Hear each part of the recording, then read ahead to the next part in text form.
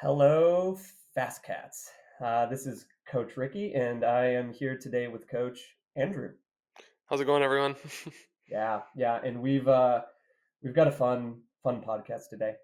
We are going to be talking about what the pros are doing for training nowadays, and why they're so insanely fast. But before we jump into that, we want to do a few announcements here. First off, Juniors Ride Free program. 16 and under are eligible. And for more details, how to get set up and reach out at fastcatcoaching.com. Basically, free access to the app for our junior athletes. So that should be a ton of fun. Our next announcement is the Call a Coach program. We are super excited to introduce the Call a Coach program. New CoachCat athletes may schedule a complimentary coaching video call with an expert FastCat coach. During this virtual meeting, an expert coach will share their screen and give you a video tour of the app and show you how to do things like syncing your data, reviewing your custom training plan, consulting with you on your goals and the right approach to achieve them, answering any and all questions you might have, show you how to use the AI coaching for immediate answers, show you how to create a custom workout, and show you how to edit your plan to your schedule. So it will be coaches like Andrew and myself walking you through it. And the third is Ride with Us on Saturday. It's a new Zwift group ride that we are doing. We're doing it every Saturday. The next one will actually be February 15th. And you can join the coaching club and Zwift comparison app to RSVP. Sweet. Nice. So yeah, let's hop into this. So I think the one thing we want to say before we do this is that just because this is what the pros are doing does not mean it's what you should be doing. Um, not only do these pros have a lot more time and resources at their disposal, they've got more time to recover than most of us with, a 9 to 5 job and kids and dogs and all that good stuff. So, yeah, just because they're doing it doesn't mean you should be doing it. But Well, yeah. and something I'll add to that too is that the variety of racing that most World Tour pros are doing is just it's different than the type of racing that you and I are doing. Mhm. Ricky is still doing stage racing. I'm not doing stage racing anymore. I train for mostly single day events. So even by virtue of that, my training is going to look different, right? Because your training is going to be specific to you as an individual, like in terms of your physiology, but also in terms of your race goals. So yeah, it really kind of depends. Yeah, and I think like with that, like we can jump right into the big first thing, like which is aerobic volume. Like this massive amount of volume, these 20, 25, 30, even like we're seeing 35-hour weeks from a lot of these people. And like, I mean, Andrew, why is volume so important? Yeah, I mean it it is basically like the foundation of everything else that we do. So, you know, Inigo San Milan really was the one who sort of popularized zone 2 training. And usually when we're Mm, talking about volume, we're talking about zone 2 training. And the reason we're talking about zone 2 training kind of alongside this, you know, broader umbrella of volume is because it's where we can afford to spend the majority of our time. So it's always going to make up a large percentage of your training, whether you're doing, a pyramidal or a polarized approach. It really doesn't matter. You're still going to end up spending the majority of your time at zone two, mhm. um, because we can rack up a ton of that volume um, without incurring as much fatigue. So there are even situations, for example, not to get too into the weeds, where like if volume is a big limiter for an athlete, Mhm. I might give them an entire training camp that's just zone 2. And Right. that's not because like you can't do intensity alongside zone 2, but um there are situations where you want to make that trade-off, Mhm. right? And that's kind of the more important thing. And just as kind of a general rule, and I think this is a really good takeaway for everybody out there who's listening, when we talk about big volume, it's relative to what you normally do.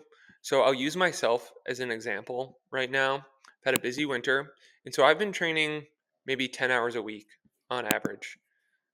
This past week, we were blessed with some really good weather. I did 15 hours. That was like a good volume week for me relative to what I've been doing. So when we talk about big volume, what we mean is more than you're used to doing. Right.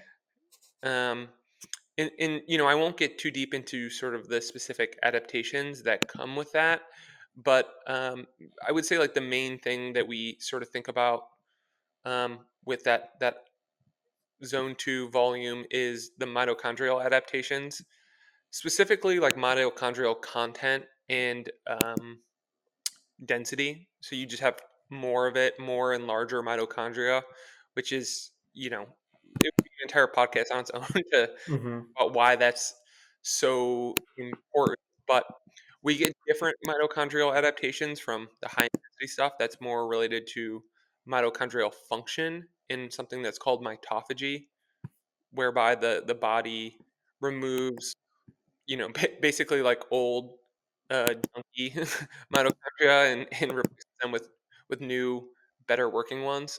Hmm.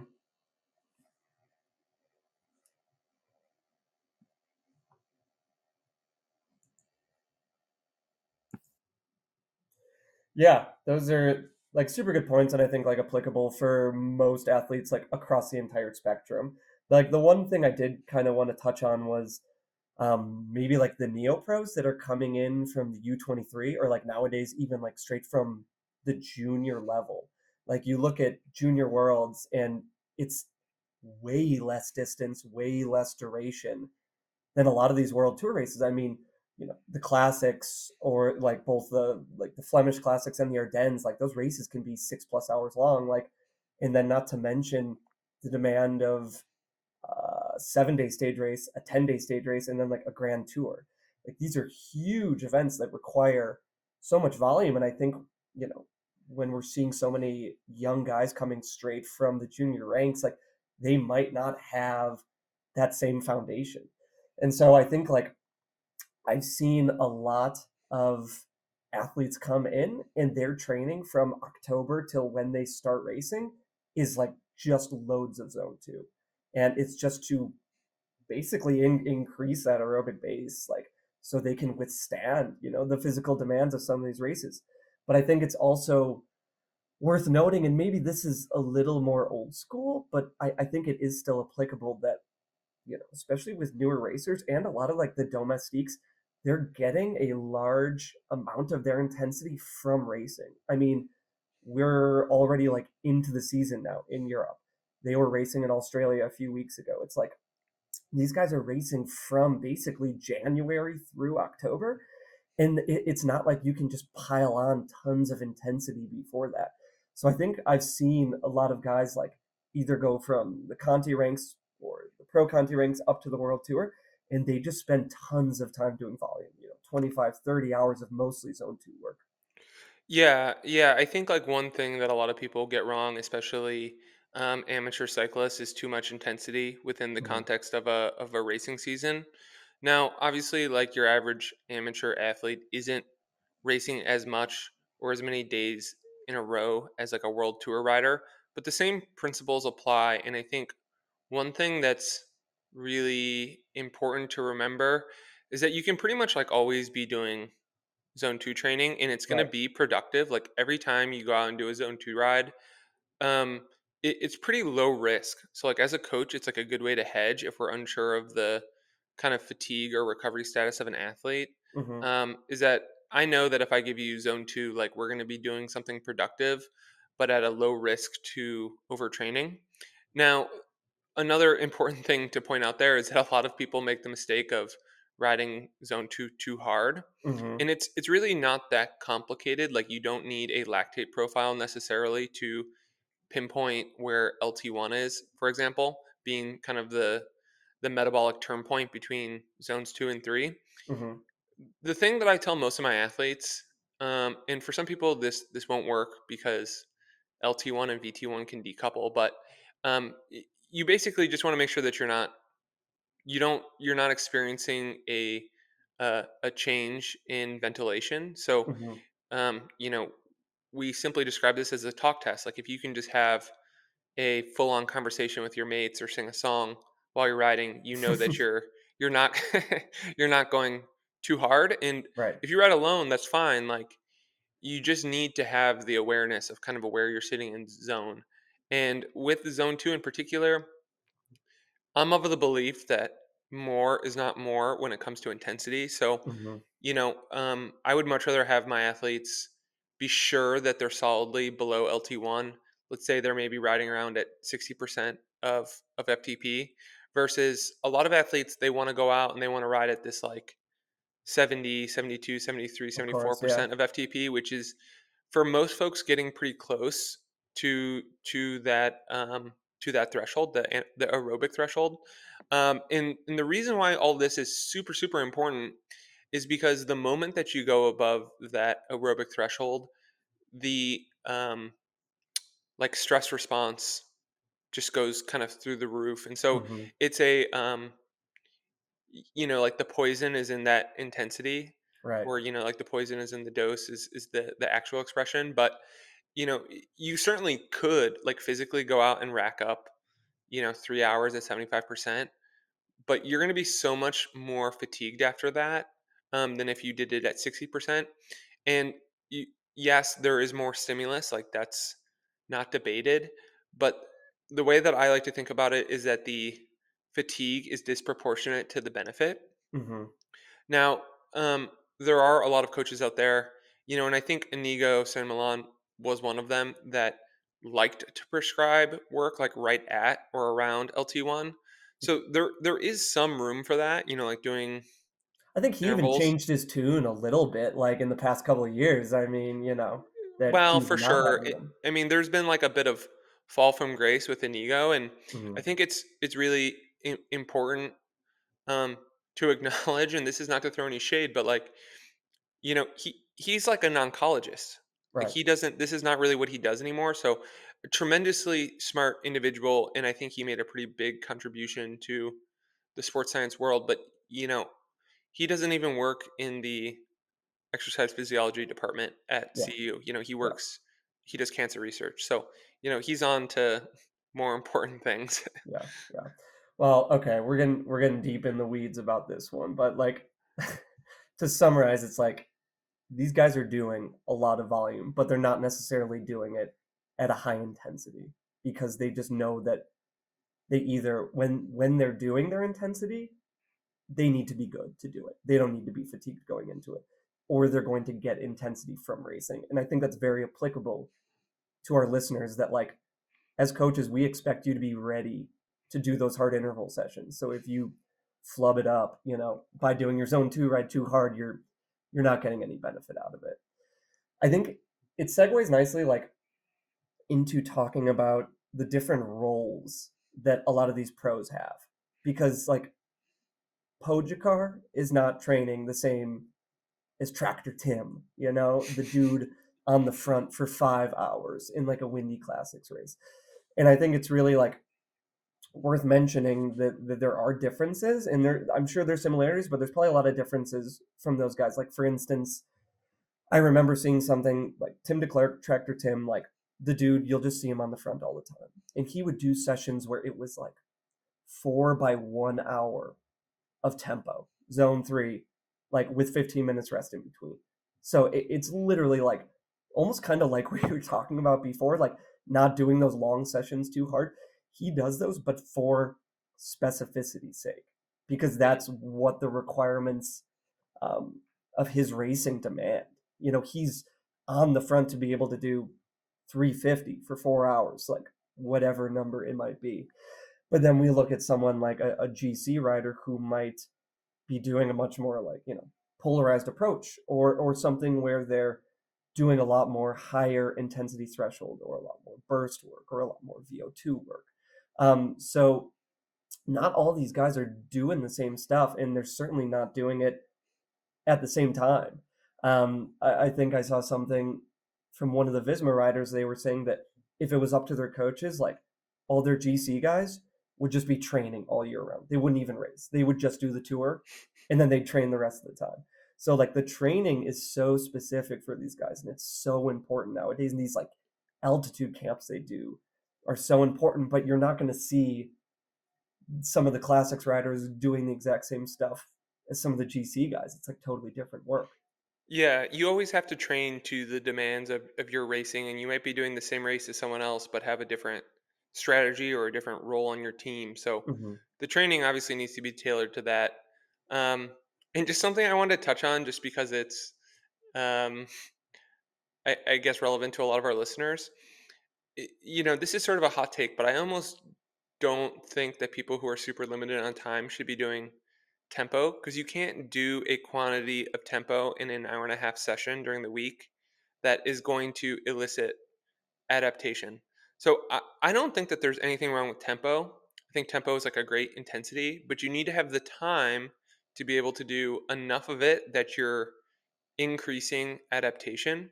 Hmm. And so, if we think about you, Ricky, as an example of somebody who's really well trained, the amount of tempo that you could probably do in a session, like right now, is probably 2 hours, broken up a little Sure. bit. Yeah. And in order to elicit further adaptations, you'd have to do more than that next time. And so, if you can do 2 hours of tempo in a session to get more adaptation, you need to do 2 hours and 15 minutes next time. That's a 3 hour session at least. Hmm. So I think that that's an important thing to remember. And it's not um, like tempo is bad. You just need time to do it. And so that's where sweet spot is really fantastic, right? Yeah. Is that it's a very similar intensity. There's even some overlap perhaps, but you can kind of get to the end of your time to exhaustion at that intensity much A lot sooner, and quicker. so you can continue getting adaptations, week to week. Whereas with Yeah. tempo, you Kind of like just run we're out of time. right. Yeah. Like once we push kind of into that like point 0.9, 0.92 IF, we're starting to like turn that dial closer to threshold and get a lot more stimulus like a lot quicker than we might out of tempo. Yeah, and I think that that's like the important thing to remember is like, I don't know, hard to say for sure, but is like 3 by 20 tempo equivalent to like 2 by 20 sweet spot? Maybe, Yeah, maybe. and Yeah. and so it's like a function of like what sort of training can we fit into your schedule, right? I Right. think is like an Yeah. important question. So that's like obviously just another point that I bring up because world tour guys can go out and do 3 by 60 tempo or whatever crazy workout because they have time for that. Yeah, it's funny, like from stalking, a lot of the world tour kind of power stuff, and there are a few pretty good Instagram pages that I've kind of used to that have done the dirty work for me and have like looked at these Strava files and like picked apart these pro riders rides, and like a lot of times when they are doing those sustained blocks, a lot more you'll see it at that like 90% intensity, like 92%, whereas a lot of times they're using the 85%, like what we consider maybe more like true tempo, in an over under style or a burst style. Like a lot of times you'll Hmm. see more like VO2 into 85% of FTP with VO2 out, or 10-second sprint into 85%. So maybe a lot of times these guys are using that 85% tempo almost more like a forced recovery, Yeah. kind of zone where it's hard for them to recover in that zone, but it's still manageable for them to kind of get that like over under stimulus. Well, and going into like kind of the over under thing, first off, like, yeah, I agree. Like tempo makes like a fantastic base or like under intensity for an over under. You could certainly do sweet spot over unders, but if you're going to be doing long sets and you need them to be sustainable, then the over can't be as hard, Right. right? So then we don't get that kind of higher motor recruitment, like higher intensity spike for the over. Hmm. Um, and obviously, like if you're sitting on the front in a world tour race, like I don't know, unless it's like a really unusual stage where it's just like perfectly flat and straight, like your effort is going to be variable, right? So Yeah. again, it goes back to that specificity principle where they're doing, I think, a lot of these over under type workouts because it mimics like what they're doing in races.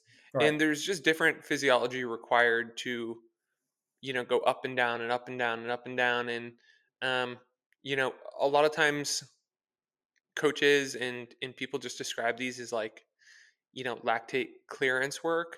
I think it's important to point out that, lactate clearance happens in the mitochondria. So that's just another, check in the column for zone two training, right? Hmm. I believe that that's really where we're developing a lot of that ability.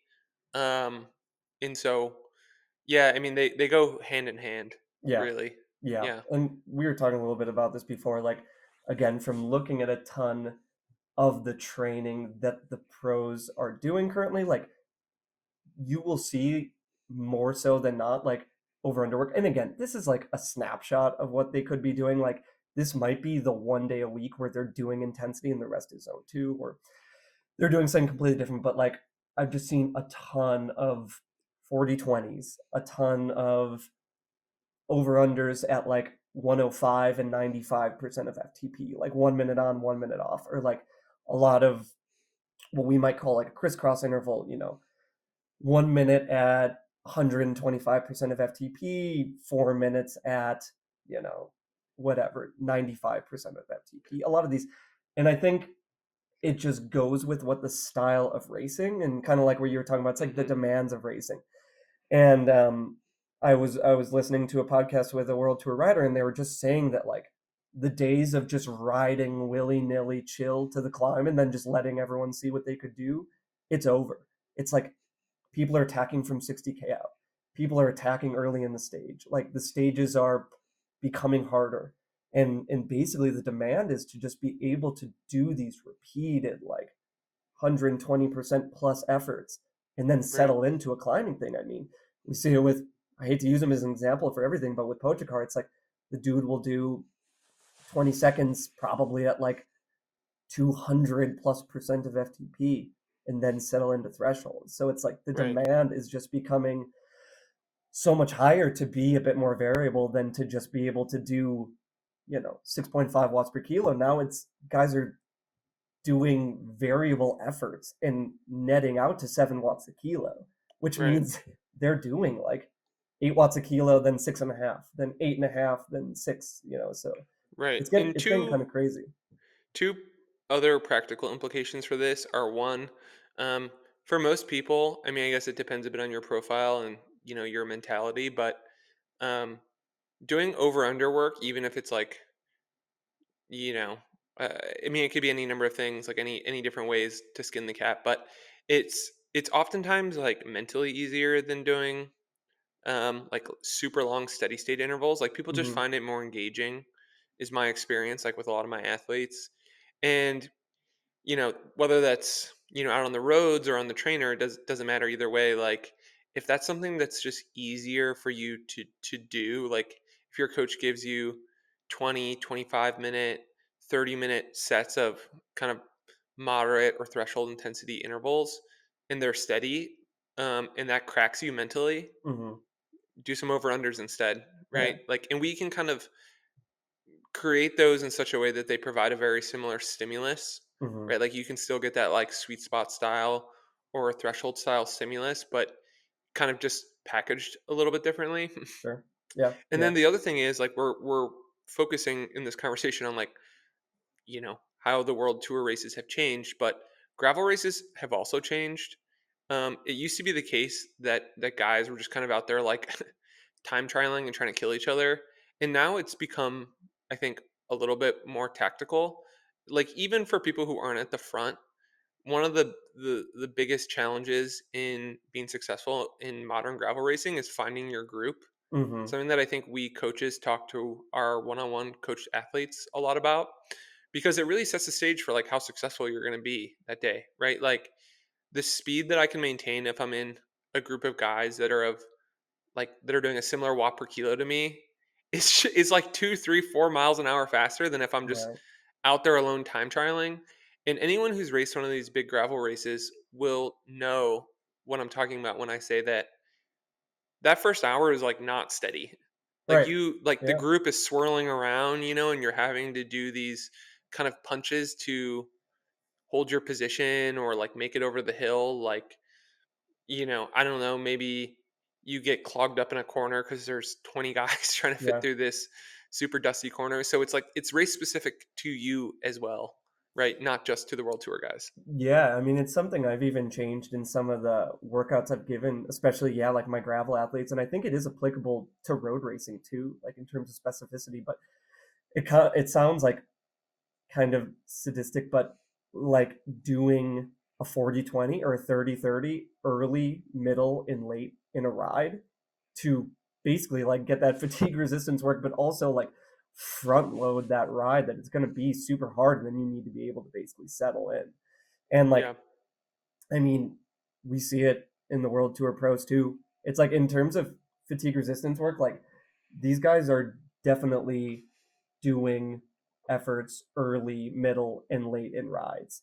And like it's not just like they're finishing a ride and then they're doing like a 20-minute threshold effort. Like these guys are doing like let me see here.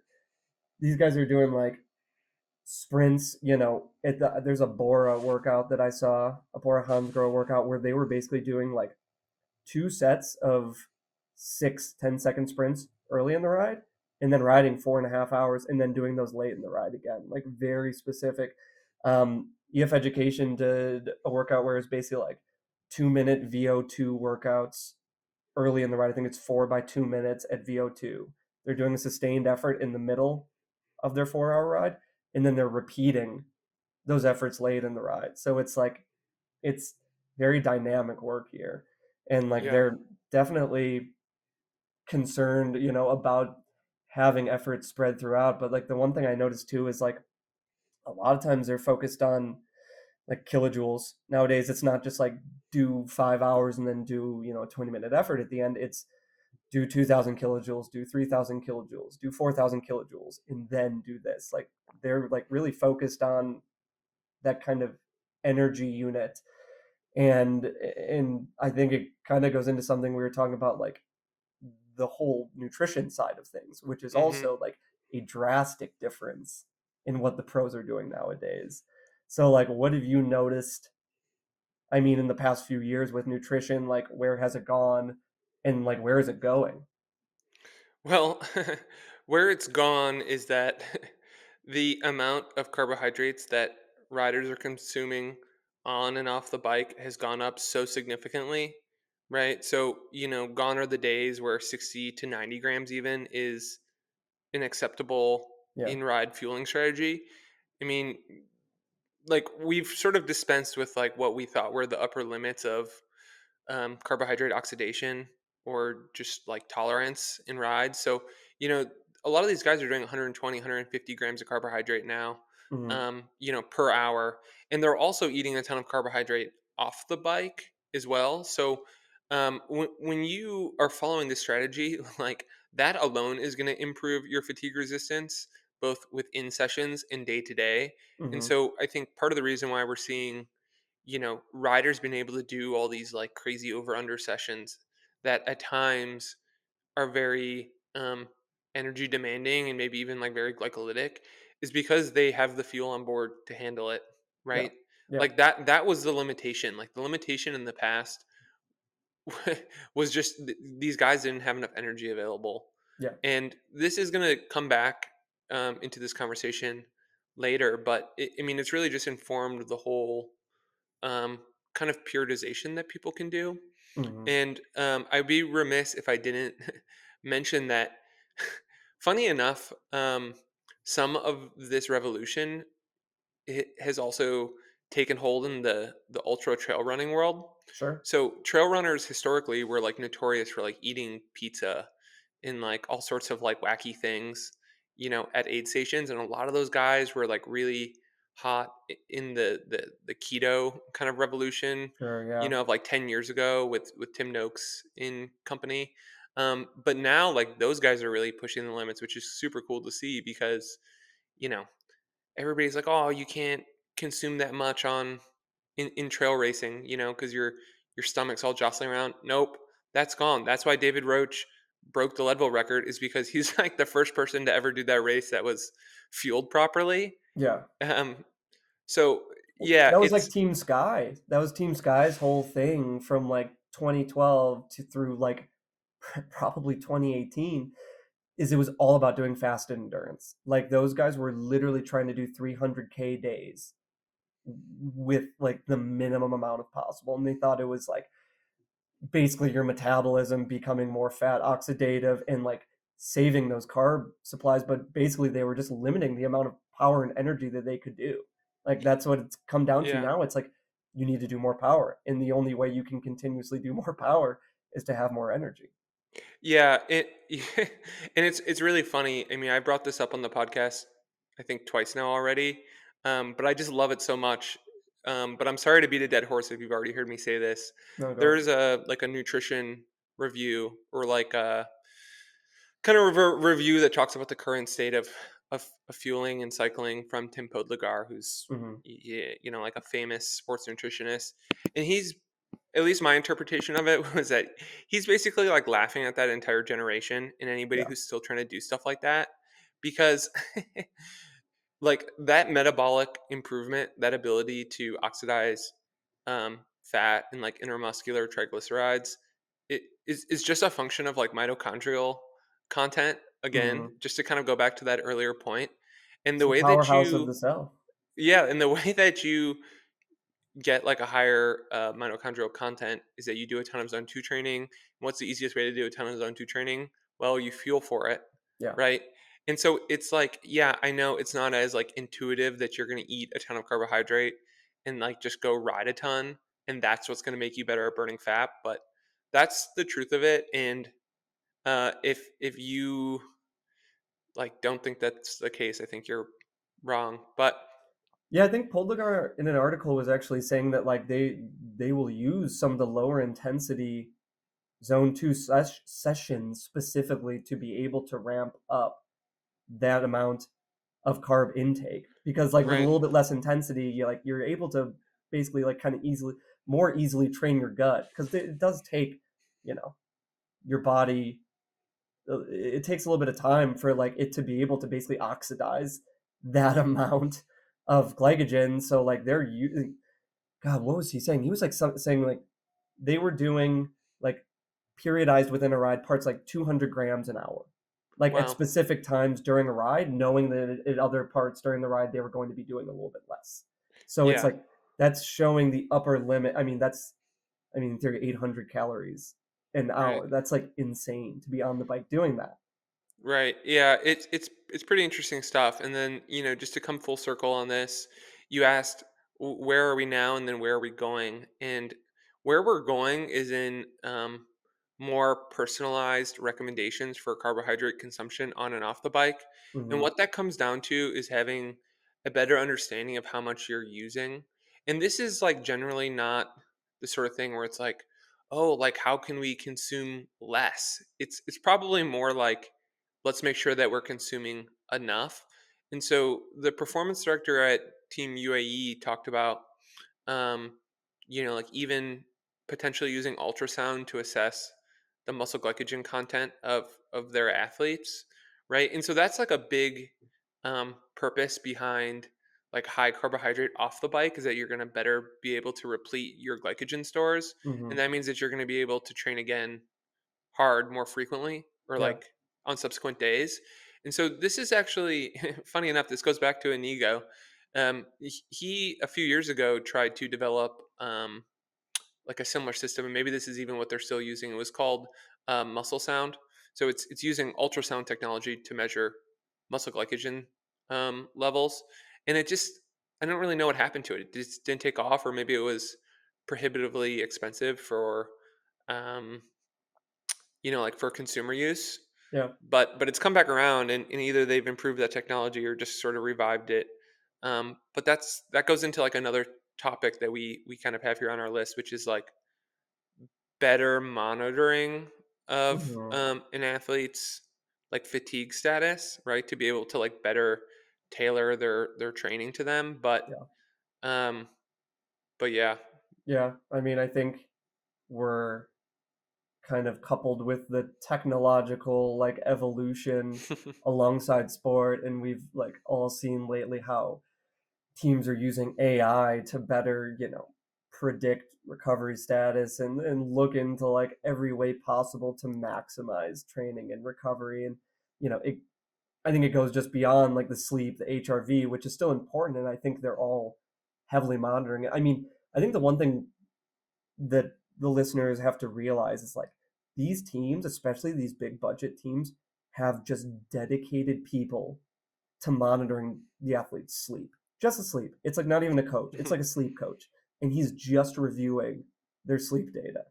And it's crazy. I mean, they have it's just the resources that these teams have is kind of like is absolutely bonkers. And I mean, needless to say, like they have nutrition coaches that are specifically there to give them every meal a day. I mean, I go to these Right. we laugh because we're like an American team racing in Europe and we're like eating chicken fingers and French fries, and we look at the table next to us and it's like some French team weighing out, the grams of rice that they're taking. But like, that's kind of what it takes to a certain extent. These guys are Right. always riding a very fine line. Well, and then another thing on that topic of like monitoring and AI, and again, this goes back to a quote from the performance director from Team UAE. He was actually quoting research when he said this, but he was explaining that the most accurate way of assessing a rider's fatigue status Hmm. is to ask them. So, like very simply, like okay, we as like 9 to 5ers or just like everyday athletes like don't have access to these resources. That doesn't mean that we can't do like a 99% good job Yeah. on making adjustments to our training and monitoring our fatigue. You just have to think about how you feel, right? You have to get in touch with like what it feels like to be fatigued. What are the signs for you? And I, I feel like I talk about it as like a tell, right? So like when an athlete starts to experience overreaching or overtraining, I've found that like person to person there are like very consistent signs that come up. So for You can me, see it in their comments sometimes too. you can see Like it, yeah, some, for sure. yeah. Yeah, I mean, I just start to get like yeah, I start to get short with people. I get Yeah. frustrated by like things that are insignificant that wouldn't bother me otherwise. And Hmm. the moment that happens, like within a racing season, it's usually like, with teammates or, like a team director, like stuff that never would have bothered me starts bothering me. And I'm like, well, I've screwed up. I'm, I've taken it too far. I've taken this too far and I need rest. Right. So it doesn't have to be super complicated. Yeah. And you can test all this stuff. Like if you don't believe me or us on some of these topics, like, try eating more on your rides and like keep a journal of how you feel after your 4 hour endurance ride. Hmm. Like if you feel like a zombie after your 4 hour endurance ride, you've screwed up. Yeah. Si- Yeah. Simply put. And I think it's like a nice thing, like with like even the Coach Cat app. I mean, you have to be aware of how your body's feeling, but using like the Coach Cat app that includes your sleep data and your OTS from each day, um, using that OTS is kind of a guideline with how you feel is a really like kind of nice tool to have at everyone's disposal to be able to Hmm. kind of have maybe sometimes a number back it up, to have it in the red, Hmm. to be like your HRV was crap last night, but you also did a 4 hour ride. You're probably running pretty fatigued. Right. It's So pretty predictable. Yeah. At the same it is time. pretty Yeah. predictable. Yeah. So, one final part we glossed over it, but I think it was something that actually sparked the conversation to do this podcast was just a video of the American hero Sepp Kuss doing this like low cadence sprint effort up a hill, and it like broke the internet. Everyone's like, "Oh my god, it's this like crazy new train tactic. He's not just doing low cadence; he's doing like low cadence seated as hard as he can." And like the first thing I was like, I've been giving my athletes that for years now. Like it's not it's nothing new, but it's actually interesting, and I think low cadence work is something that kind of, I don't know, it makes waves like year in and year out. Sometimes people do it, sometimes people don't, but I know it's something you have invested a lot of time into kind of looking at that, and I think it's one thing worth talking about as like its own thing because it seems like it's becoming like a pretty integral part of training in the off season, and I kind of Yeah. want to pick your brain a little bit on some of this. Well, yeah, I have a bunch of thoughts on this, and as Ricky said, have done a bunch of research. And the important thing to note is that although I've done a bunch of research, the research is sort of not there yet in Yeah, terms of elucidating kind of the optimal way to do this, right? And there's some like really interesting stuff metabolically that happens at low cadence, and it's the the phenomena that's occurring at low cadence, high torque, it is different depending on like where you are intensity wise. mhm, So it's really kind of a complex variable to start playing with. Um, but I think like the one thing that I am sort of confident in saying is that if you are doing high torque work and you want to have a relatively sophisticated approach to doing that, you should be doing it based on Newton meters.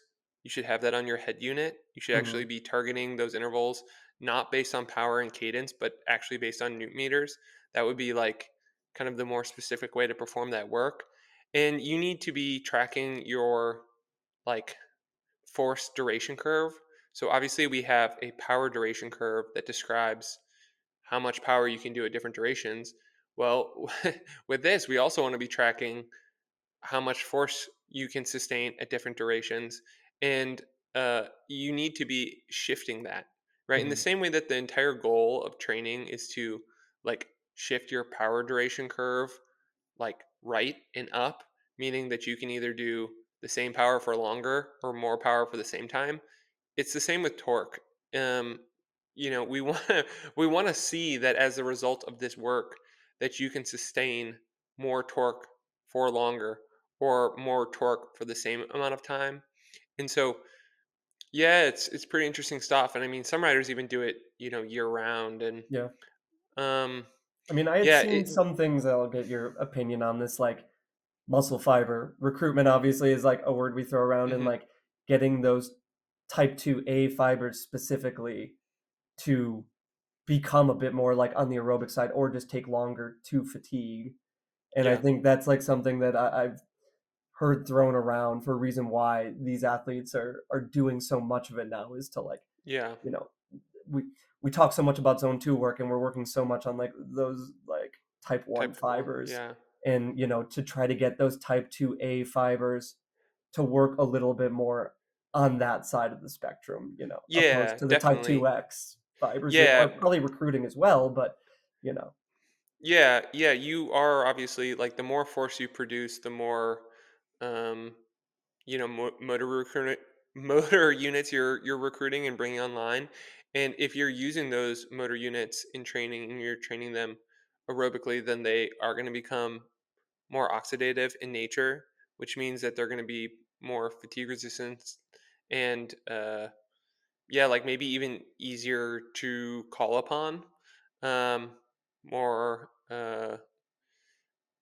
just function better for longer durations. So I think that that's definitely part of it, and I want to make clear to all of our listeners that I don't fully understand this, and it is still what I would consider to be a controversial topic. And I think proof of that in looking at what all these world tour guys are doing is that there is certainly not one um, one protocol that everybody is using.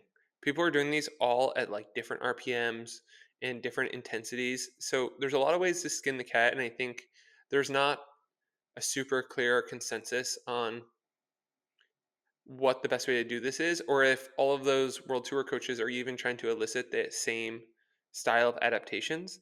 I mean, I think it really depends, right? It depends on like where you are in your periodization, Mhm. and then also like what the goal is. But I do definitely think that there's like a major benefit in the way of fatigue resistance as a result of this. Yeah. Um, and there can even be like I think some neural benefits to it as well. Mhm.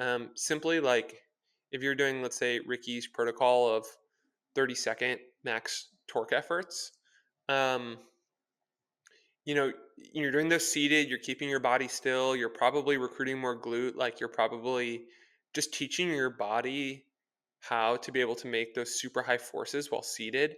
And that is hopefully going to translate just to being able to produce more power seated, Mhm. which is the goal of racing.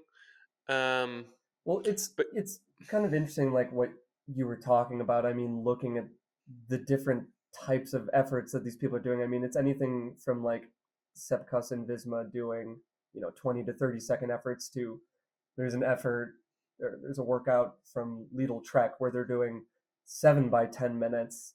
The cadence is like pretty much smack dab around 50, but they're like almost increasing intensity every 10 minutes from like 80 to 85 to 90 to 95 and going through that. And then like even this was the one I found kind of the weirdest was DSM had a workout where it was like 90-95% of FTP for I think 4 by 5 minutes at 65 RPM, which we would almost consider the higher end of that kind of torque RPM spectrum. It's like yeah, it's somewhat higher than I would prescribe a lot of people, and it's a lot shorter. Like I would either go way shorter, like at a max kind of 30 to 1 minute at a low cadence, or I would do 3 by 15, 3 by 20 at right. a low cadence. Well, the other thing too is that like what constitutes low cadence depends on the intensity. So Yeah. all of our listeners probably know that as the intensity goes up, so does the optimal cadence, or like generally the self-selected cadence. So like you want to make more power, like you're not going to just make it using more force, right? You make it using more force and more pedal velocity, or at least like that's the way you should be doing it.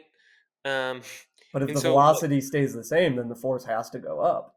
right, for sure. But my point is just that like if you're doing all out, like when I give my athletes 30-second max torque intervals, um, I'm looking for like a cadence of like 70, Really? not Okay. 50. Yeah, because that is low cadence for that effort, Yeah. Yeah. right? No, it's But true. Yeah. it depends. And it also depends on the rider. Like, and that goes back to why I was saying that it's important to use Newton meters to target this sort of work, Hmm. because if you just use cadence and your threshold's 200 watts, like your normal cadence might be 60 RPM, Yeah. right? Right. Like, it's just it like that's it has to be more tailored to you. But it's so Um, funny that you said that. Like, it is still kind of a hotly debated topic, but coaches are still like coaches at the highest level, and I've seen this multiple times. I listened to this podcast that had five like very high level coaches, and 3 out of 5 said they didn't know exactly why they were doing it, but they were doing it because they know it works and because the athletes like respond to it. And sometimes, we want to have reasons to do everything, and there is, some justification behind doing low cadence work, but even using myself as an example, I did a lot of sustained low cadence work on the time trial bike. And mm, I really felt that it helped my time trialing. And, and sometimes I can't say exactly why, but just from, the proof is in the pudding kind of concept, I really felt that it actually benefited me to do, those longer blocks at like a 85 to 90% FTP. yeah, and then another thing that I've heard out there, and this was from a coach named John Wakefield. He talked about how, like early in a race, we can use more velocity. Like we have, Mm, like we haven't fatigued whatever system is responsible for our ability to like pedal quickly.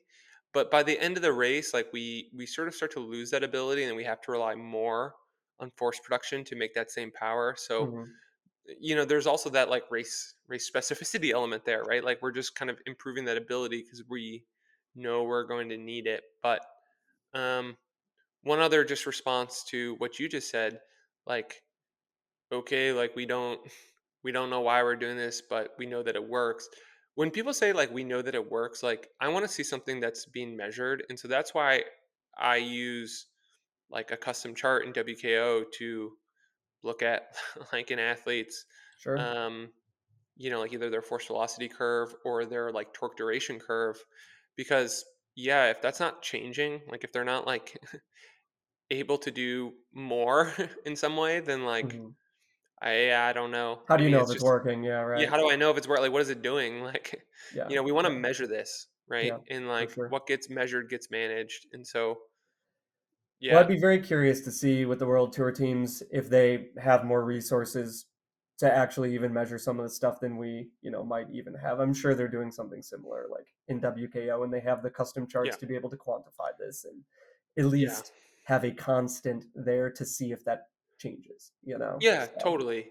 Yeah, and there's definitely ways to measure it. And I'll also tell all of our listeners that they can look forward to there being some new research that's going to come out this summer um, from just a researcher that I've spoken with that I think is going to help us better understand the relationship between cadence and power and our physiology. So that's coming, and we're going to have a clearer picture of the how and the why, I think, nice, before too long. nice. Well, I think it's a good one to end on. I think for a lot of our listeners, like some of this might not be applicable, but a lot of it is. There obviously is tons of crossover. I think the biggest thing like our listeners have to think about is like what time do you have to dedicate to training and really how much time do you have to dedicate to recovery. And maybe if you have enough time to dedicate to both of those as a world tour athlete, you could train like them, but seeing as most of us don't, like we have to kind of change how we think about that. And I think like as coaches, that's what we do really well is we, you know, modify the training to fit the athlete. And so, with that, Andrew, you have any final thoughts? Yeah, well, one last thing I just wanted to touch on before we go here, just because I see it in our notes and I don't think we mentioned it, is a lot of these world tour riders have sort of dispensed with the old 3 weeks on, 1 week off kind of Sure. periodization. And there's a couple of reasons for this. One, if you are doing like a big aerobic build where you're not really doing any high intensity, you're just fatiguing less. So you Yeah. don't really need to adhere to that periodization anymore. And two, because people are fueling better, they can potentially do more high intensity without incurring crippling fatigue, right? Mm-hmm. Like if your glycogen stores are staying higher for longer, you can get away with more. But I think that was just kind of an interesting piece here. Yeah. And I think it makes a lot of sense. And like, I should also point out that like within, um, the scheme of like a busy race season, like following like a very traditional 3 weeks on, 1 week off, like probably doesn't even fit. No. It doesn't make any sense. Um, I mean, it's I think yeah, so much of what these guys are doing, like once they're in full racing mode, it's not even following. And again, like the 3 weeks on, 1 week off, just goes back to just that's how things were done, And now they're finding like, well, it doesn't have to be done like that. yeah, But once they're getting in the racing season, I'm sure so much of the training just winds up being zone two in between yeah, racing. You yeah. can't do much more. I will say on the flip side, like 3 weeks on, 1 week off, like still works really, really great for a lot Sure. of my athletes, right? Yeah. Like it just really depends, Yeah. right? Like if you are one of my athletes or you're gonna be one of my athletes in the future, like and you get 3 weeks on, 1 week off, like don't read that as like, oh, we're like leaving gains on the table. Like I'm giving you that because that's what makes sense. Yeah. Yeah. Um, but you also might be on for 4 weeks or you might only be on for 2 weeks. It really just depends. For sure. Um, so we have to be, I think, flexible with how we think about this stuff. And I think we are all very lucky that we've chosen cycling as our sport. And cycling doesn't have as much dogma as some other sports do. Hmm. Like the running world seems to be a lot more slow to like evolve with Yeah. these changes. Like you go to like your weekly track practice, like they're still doing like Roger Bannister style intervals, like that protocol hasn't changed. And Yeah. maybe that's fine. I don't really know enough about running to comment, but No, that's why yeah, cycling's fun. It's like as a coach and as an athlete, we're always kind of adapting what we're doing. And it's not because the thing we were previously doing didn't work. It's just we're finding out new new things like monthly as it seems. Like I'm adding in workouts all the time that I didn't have before and athletes are responding well to them. So I'm like, heck yeah, why not keep doing them? that's great. Yeah, Yeah. heck yeah. Well, thanks for this, Ricky. Yeah, man. It was a fun one. So Yeah, hopefully everyone kind of took something out of this and, some of it you could definitely apply to your own training. yeah. All Sweet right, man. man. I'll see you next time.